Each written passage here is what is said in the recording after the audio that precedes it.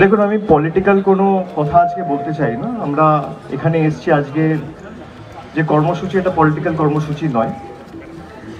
এবং যেহেতু আপনারা আমাকে সবাই প্রশ্নটা করলেন, 2019 সালে যে ঘটনাটা এখানে হয়েছিল এবং যার নেতৃত্বে ঘটেছিল,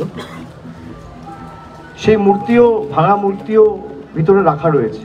আপনারা পারলে সেখানে যাবেন এবং দেখবেন এবং সেখানে আপনাদের শ্রদ্ধার্ঘ্য নিবেদন করবেন। যে প্রতিকৃতি রয়েছে সেখানে ফুল বা মালা দিয়ে আপনাদের সকলের শ্রদ্ধা ঈশ্বরচন্দ্র বন্দ্যোপাধ্যায়, ঈশ্বরচন্দ্র বিদ্যাসাগরের কাছে অর্পণ করবেন। কিন্তু আমরা যেভাবে বিদ্যাসাগরের কথা ছোটবেলা থেকে পড়েছি বা গুরুজনদের কাছে শুনেছি, তিনি যেভাবে আপসীন লড়াই করেছিলেন এবং নবজাগরণের অগ্রদূত, যিনি বর্ণপরিচয়ের স্রষ্টা, যিনি বাল্যবিবাহ রোধ করেছিলেন এবং বাংলাকে বারে বারে সামাজিকভাবে তার যে অবদান, যেভাবে তিনি লড়াই করা শিখিয়েছিলেন, আমরা সকলে পড়েছি, জেনেছি। বাইরে থেকে যারা এসছিল এবং উত্তর ভারতের কালচার চাপিয়ে দিয়ে যারা বিদ্যাসাগরের মূর্তি ভেঙেছিল, তাদেরকে মানুষ জবাব দিয়েছে। এটা রাজনৈতিক বিষয় নয়। এবং আমার সত্যি খারাপ লাগলো যে আমি যখন শুনলাম যে তিনি ঠিক 10 মিনিট দূরে একটা পুজো মণ্ডপ উদ্বোধন করতে গেছেন, তার এতটুকু বিবেকবোধ নেই যে আজকে ঈশ্বরচন্দ্র বিদ্যাসাগরের 205তম জন্মদিবস, সেখানে গিয়ে অন্তত বিদ্যাসাগরের যে বাড়ি রয়েছে বা বিদ্যাসাগর কলেজে গিয়ে ন্যূনতম শ্রদ্ধাটা অর্পণ করি বা নিবেদন করি। এই কারণেই আমরা এদেরকে বাংলা বিরোধী বলেছি এবং যতদিন এরা থাকবেন, বাংলা বিরোধী যে মনোভাব এবং আচরণ এবং দৃষ্টিভঙ্গি, এটা মানুষ দেখেছে এবং আগামী দিনেও দেখবে। এবং তারা যেভাবে মানে এক কার্যত জল্লাদদের উল্লাস মঞ্চে পরিণত করে কলকাতা শহরকে সেদিনকে, তৃণমূলের সাথে লড়াই, বিজেপির পলিটিক্যাল লড়াই, সেটা চলবে।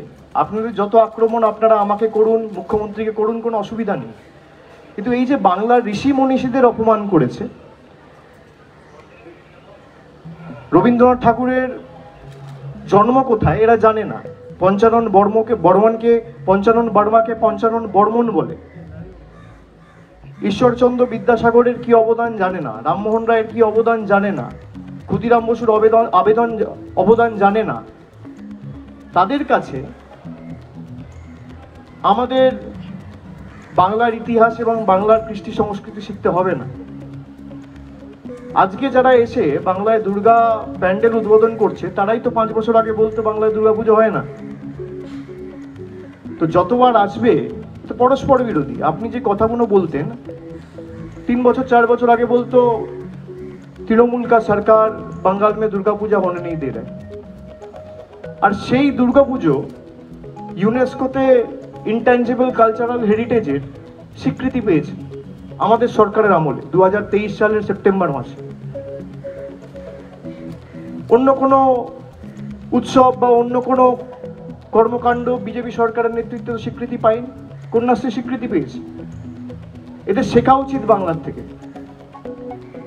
যেভাবে বাংলাকে এরা পদে পদে নিপীড়িত, বঞ্চিত, শোষিত করে রাখতে চেয়েছে, এমনকি আপনারা আজকে দেখেছেন হাইকোর্টের একটা অর্ডারও এসেছে, যেখানে বীরভূমের একটা গর্ভবতী মহিলাকে এবং তার সাথে 6 জনকে বাংলাদেশি বলে ডিপোর্ট করে দেওয়া হয়েছিল। হাইকোর্ট আজকে অর্ডার দিয়ে বলেছে যে এফআরআর যে ডিপোর্টেশন, সেটা সম্পূর্ণ অবৈধ। ওপেন কোর্টে বলেছে এবং বলেছে 4 সপ্তাহের মধ্যে তাদেরকে ভারতবর্ষে ফিরিয়ে আনতে হবে। বাংলা দেখলে বলে দিচ্ছে বাংলাদেশি, বাংলায় কথা বললে বলছে এদের অ্যারেস্ট করতে হবে। সংবাদ মাধ্যমের যারা বন্ধুরা রয়েছেন তারা জিজ্ঞেস করুন। আজকে অমিত শাহ দেশের স্বরাষ্ট্রমন্ত্রী বাংলায় রয়েছে, আজকে বিদ্যাসাগরের জন্মদিবস এবং তার সাথে হাইকোর্টের এই থাপ্পড়, আগে তো ক্ষমা চাওয়া উচিত। একবার ঈশ্বরচন্দ্র বিদ্যাসাগরের মূর্তির সামনে দাঁড়িয়ে ক্ষমা চাওয়া উচিত। আর আপনি এই যে দুর্গা মন্দির, কালী মন্দিরে যাচ্ছেন, যান, মা আপনাদের সুমতি দিক, আপনাদের ভালো করুক। কিন্তু তার আগে ক্ষমা চান যে বাংলার প্রতি যে অবিচার অন্যায়টা করেছেন, এবং ঈশ্বরচন্দ্র বিদ্যাসাগর যে আপসীন লড়াইয়ের সংগ্রাম ইতিহাস জানেননি, না জেনে আপনার নেতৃত্বে যে মূর্তি ভাঙা হয়েছিল, এবং তারা আজও বহাল তবিয়েতে বিজেপি করছে। যারা করেছিল তাদের বিরুদ্ধে কোনো উপযুক্ত ব্যবস্থা বা শাস্তিও দলীয় তরফ থেকে তারা নেয়নি।